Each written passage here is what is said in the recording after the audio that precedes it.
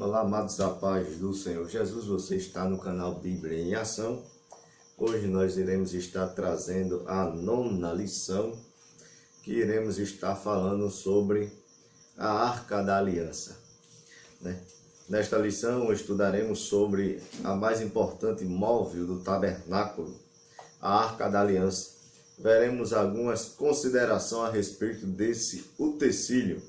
Notaremos também alguns elementos relacionados à arca e por fim nós iremos pontuar a simbologia à luz das Sagradas Escrituras. Então nós vamos estar falando sobre a Arca da Aliança. Claro que para isso nós temos o nosso auxílio, o livro do pastor Elianai Cabral, que ele vai estar falando e que nos ajuda bastante falando sobre a Arca da Aliança. E o nosso texto áureo, ele vai estar dizendo: pendurarás o véu debaixo dos conchetes e meterás a Arca do Testemunho ali dentro do véu. E este véu vos fará separação entre o santuário e o lugar santíssimo. Aí você pode já estar se perguntando: mas irmão, o senhor falou que nós iremos estar estudando sobre a arca, a Arca da Aliança. Por que aqui está falando Arca do Testemunho? Primeiro, meus irmãos, é porque a Bíblia Sagrada dá vários nomes a esse elemento chamado arca. Nós vamos encontrar na Bíblia Sagrada várias referências e vários nomes que está se dirigindo à arca. Como, por exemplo, a Arca de Deus, a Arca do Senhor, a Arca de Jeová, a Arca do Pacto, a Arca do Testemunho, a qual nós lemos, e a Arca da Aliança. Aí você pode se perguntar: mas tem referência bíblica para eu encontrar esses nomes na Bíblia? Sim. Nós iremos encontrar, quando a Bíblia fala a respeito da Arca do Testemunho, o texto que nós lemos. Podemos ver Êxodo, capítulo 25, versículo 22, vai estar falando Arca do Testemunho. A Arca do Senhor nós vamos encontrar em 1 Samuel, capítulo 4, e o versículo de número 6, nós vamos ver falando lá Arca do Senhor, em vez de Arca do Testemunho. Vamos encontrar a Arca de Deus, em 1 Samuel, capítulo 3, versículo de número 3. A Arca do Concerto do Senhor, vamos encontrar em Deuteronômio, capítulo 10, e versículo de número 8. E vamos encontrar também a referência sobre a Arca Sagrada. Isso está em 2 Crônicas, capítulo 35, e o versículo de número 3. Então, nós vamos encontrar essa referência, esses nomes. Quando você lê a Bíblia Sagrada, que encontrar um desses nomes que foram citados aqui, todos vão estar relacionados e falando sobre a arca. É o mesmo objeto, é a mesma referência sobre o mesmo objeto, só muda o nome ao qual é dado a esse objeto. Então, hoje nós vamos estar falando sobre a arca. É claro que a designação dado à arca tem a ver com o vocábulo hebraico, que é Aron Berit, que significa cofre. É esse o vocábulo grego para o nome arca, Então, o que quer dizer cofre ou casa de madeira, vista que a arca ela era feita de madeira de cetim ou de acácia, em algumas versões, e além de ser de madeira de cetim, ela era revestida de ouro puro. Então, a arca ela era uma caixa ou um baú, Então, nós vamos encontrar isso dentro da Bíblia Sagrada. Algumas coisas que podemos ou que posso estar apontando, já que a arca, ou termo, já falei aqui sobre a arca, que é Aron Berit, nós vamos ver que a palavra arca, ou alguma palavra referente à arca, essa palavra ela é referida ou aparece na Bíblia Sagrada 185 vezes. Ela aparece na Bíblia Sagrada. A primeira vez que a Bíblia Sagrada vai citar a palavra arca, nós vamos encontrar no livro de Êxodo, capítulo 25, e o versículo de número 10, onde vai aparecer a primeira referência à arca.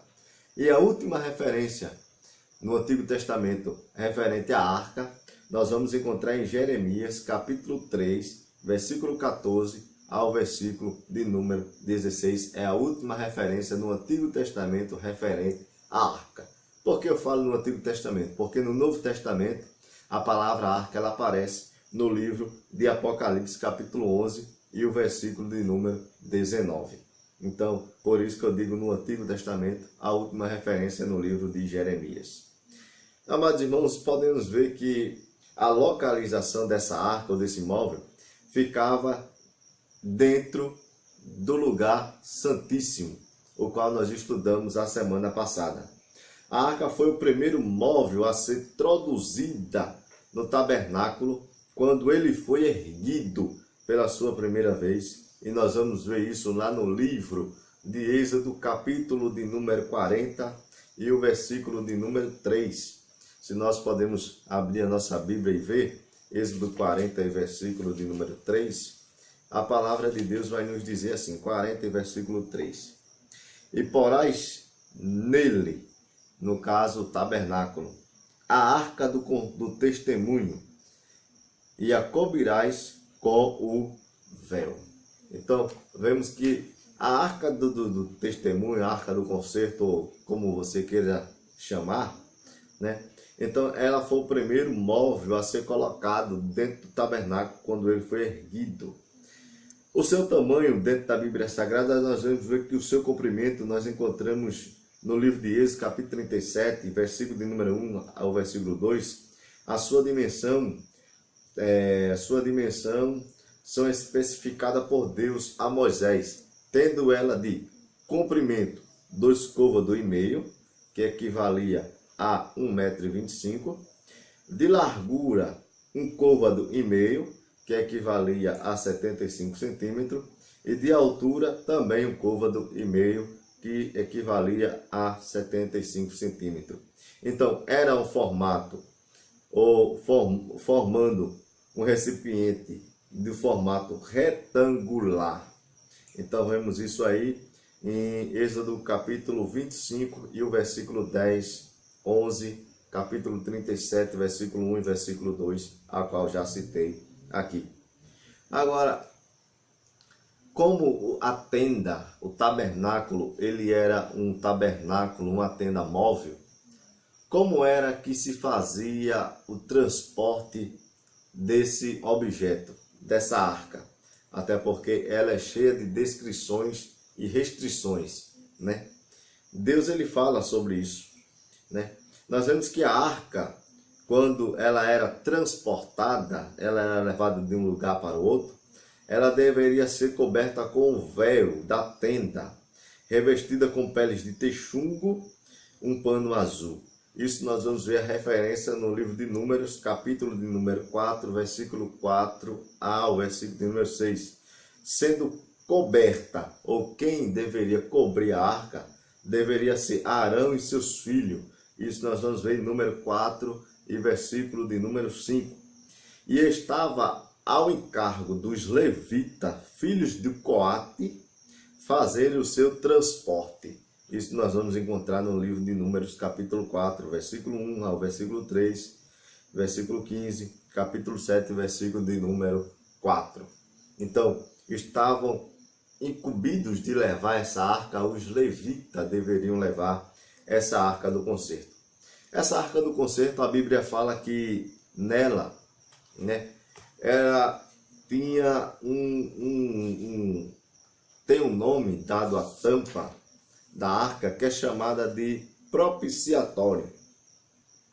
Nós vamos ver que essa tampa, né, que é chamada de propiciatório, essa tampa era chamada de propiciatório e tinha o sentido metafórico de cobrir algo valioso. No hebraico do Antigo Testamento, a palavra propiciatório é uma palavra hebraica que quer dizer caporete.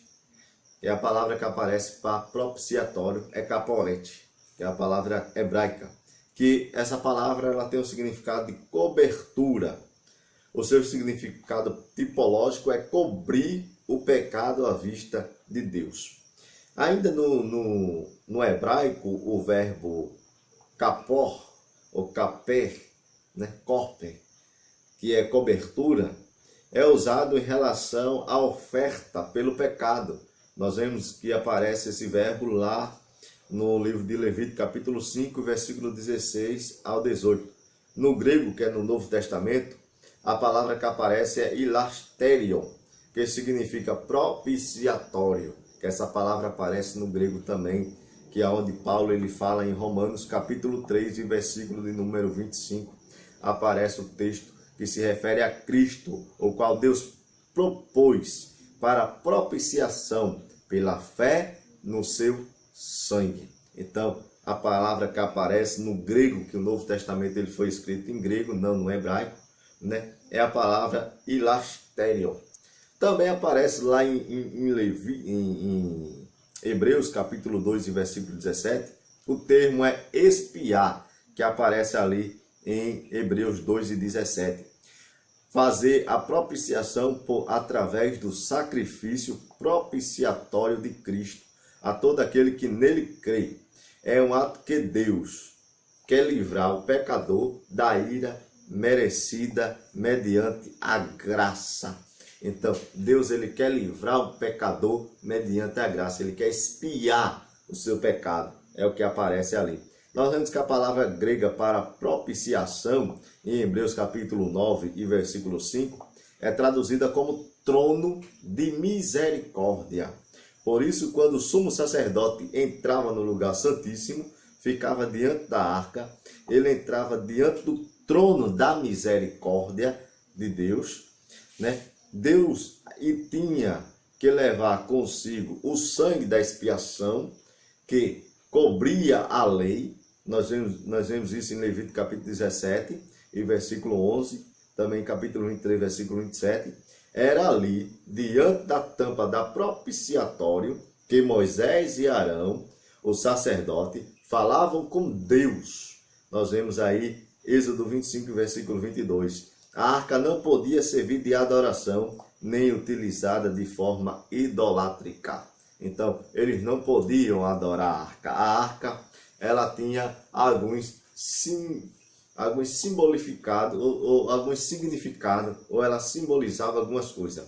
Primeiro, a arca, ela simbolizava a presença de Deus. Era a primeira coisa que a arca, ela simbolizava, era a presença de Deus. A segunda coisa que a arca, a simbologia daquela arca, era a dupla natureza de Cristo. Nós vemos que ela era feita de madeira, de acácia e revestida de ouro. Está falando de duas naturezas, a natureza humana e a natureza divina de Cristo. Então, o ouro, o puro, né? E a natureza humana. Jesus era 100% homem e 100% Deus. E terceiro, a arca, a sua simbologia estava apontando para a reconciliação do homem com Deus. Essa reconciliação entre o homem e Deus. A Bíblia diz no livro de 1 João, capítulo 2 e versículo 2, ele é a propiciação pelos nossos pecados e não somente pelos nossos próprios, mas ainda pelo o do mundo inteiro. Então, é a reconciliação entre o homem e Deus, essa arca estava simbolizando. Nós vemos que a arca da aliança, ou o propiciatório, que era a tampa, propiciatório, quando nós estamos falando sobre propiciatório, estamos falando da tampa da arca, que é chamada de propiciatório, porque ali era propício que Deus perdoasse o ser humano. E como eu já disse, a palavra propiciatório é caporete no hebraico. Essa tampa era adornada com a figura de 2 querubins. Um detalhe sobre esses querubins é o seguinte: esses querubins, eles não serviam de adoração. Eles não estavam ali para ser adorados. Até porque a palavra querubim quer dizer que nós sabemos que eram 2 anjos com as asas voltadas e olhando para baixo para a tampa. A palavra querubim quer dizer guarda, são anjos de guarda. Então, esses querubins, eles estavam aí não para ser adorados, mas para guardar. Guardar o quê? Guardar o que nós vamos ver mais adiante, que era o que estava dentro daquela arca. Então, nós vemos que querubim era um anjo de guarda, eles estavam ali para guardar. Nós vemos que no jardim do Éden, quando Deus expulsou Adão e Eva do jardim do Éden, ele colocou um querubim para guardar o jardim, que ninguém pudesse mais entrar ali naquele jardim. Então, os querubins são anjos de guarda. Os serafins são anjos que cantam, que louvam diante de Deus. Nós estudamos em lição passada, nós vemos que existe outra classe de anjos que são os arcanjos, que a palavra arcanjo é uma palavrinha que da onde significa chefe, que era o chefe dos anjos. Então, existem essas classes de anjos. Então, aqueles anjos estavam ali para guardar. Guardar o quê? Nós vemos que dentro da arca existia alguns elementos, como por exemplo, dentro da arca tinha 3 coisas, né? Existia primeiro as tábuas da lei, a qual Deus ele deu a Moisés. Isso nós vamos ver em Êxodo capítulo 24, versículo 12, da onde Deus ele chama Moisés e lhe dá as tábuas da lei. E nós vemos que essas tábuas da lei estavam dentro dessa arca. E isso nós vemos que o próprio Deus ele fala isso no livro de Deuteronômio capítulo 10 e versículo 5. Está bem claro e mostra que a tábua da lei estava dentro da arca da aliança. Nós vamos ver que essas tábuas da lei, que é as tábuas também chamada tábua dos testemunhos, que do hebraico é Dush, né? Isso nós vamos encontrar no relato bíblico. E o segundo elemento que tinha dentro dessa arca era o maná, um vaso de ouro com um pouquinho do maná, a qual caíra lá no deserto. Esse maná, amados irmãos, para nós entendermos, literalmente o maná era o pão vindo do céu, que servia de alimento para o povo de Israel no deserto por 40 anos. Nós vamos ver isso em Êxodo capítulo 16 e versículo 35. O termo maná no hebraico é uma palavra man, né?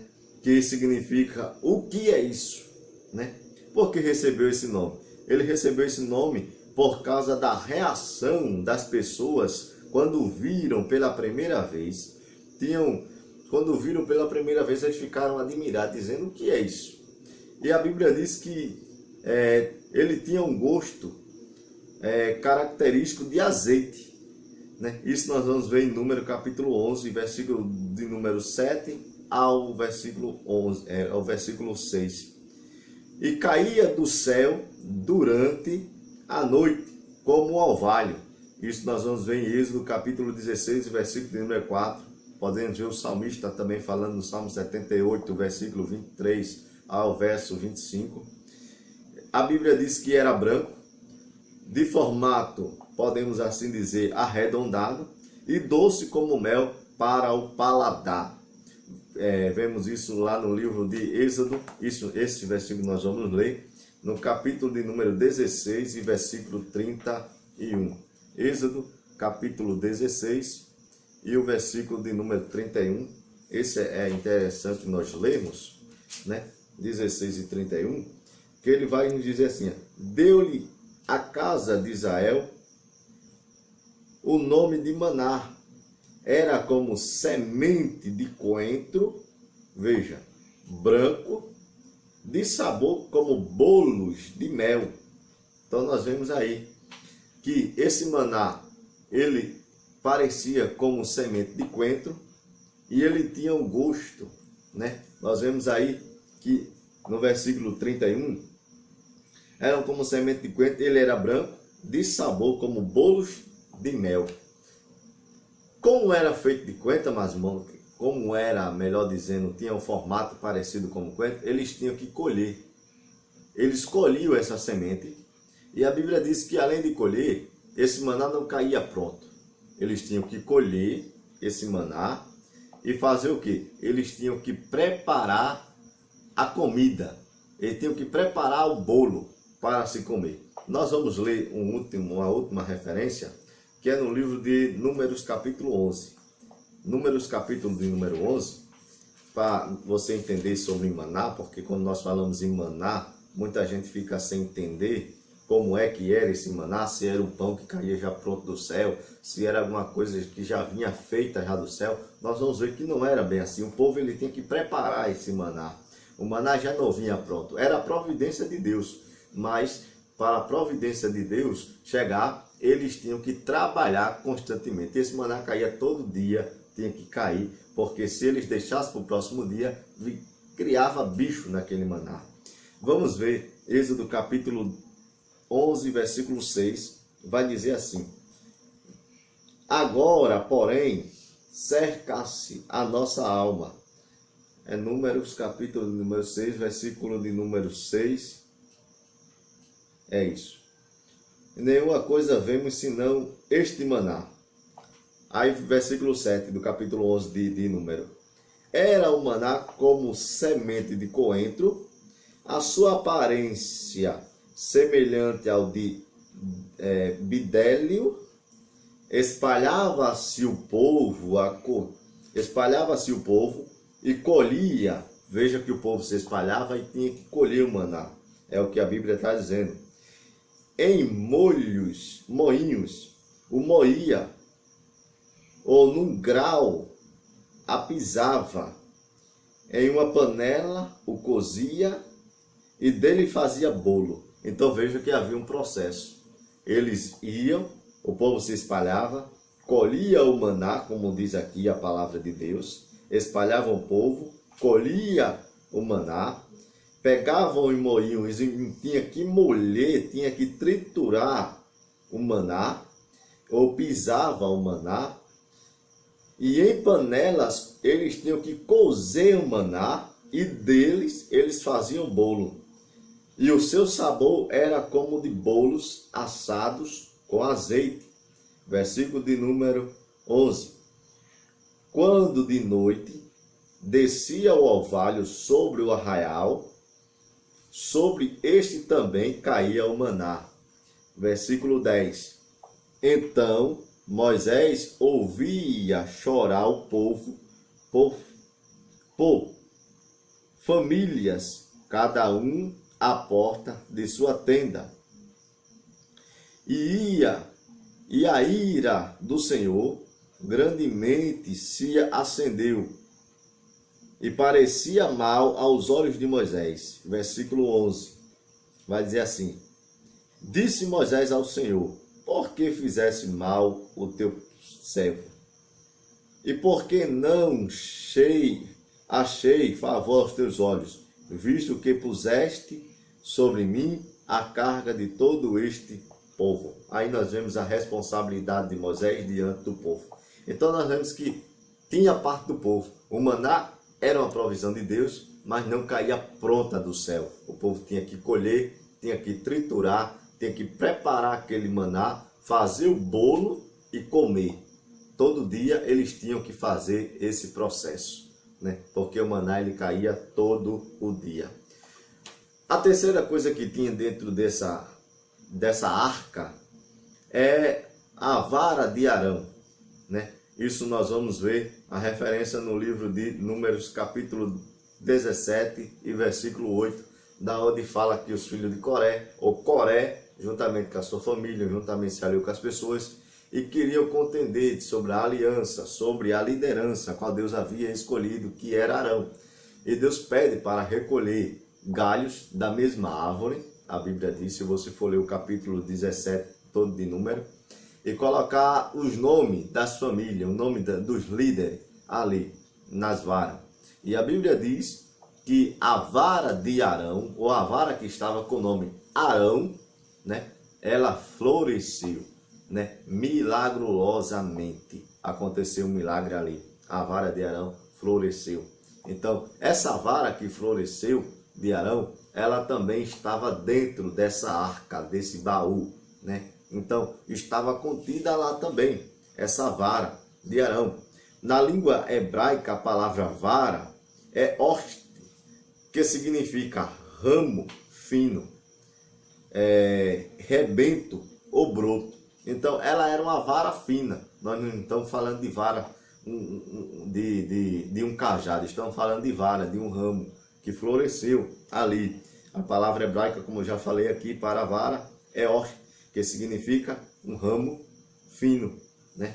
Então era esse ramo fino que estava ali dentro, contido dentro da arca. Então havia esses três elementos dentro da arca da aliança, dentro dessa arca de madeira, dentro do aromberite, né? Como nós podemos dizer, dentro desse cofre, dentro dessa casa de madeira, dentro desse baú, dentro dessa arca, havia isso. Então, tinha esses três elementos. Então, é exatamente isso que nós iremos estar estudando na nossa escola bíblica dominical. Espero que você tenha aprendido a palavra de Deus. Nós iremos estar estudando ainda mais sobre a arca na escola dominical. Não perca, venha para a escola dominical, venha aprender a palavra de Deus, venha conhecer, venha ser edificado pela palavra de Deus. Amém? Que Deus ele possa nos abençoar, nos ajudar, e assim eu agradeço a sua atenção e que Deus continue nos abençoando em nome de Jesus.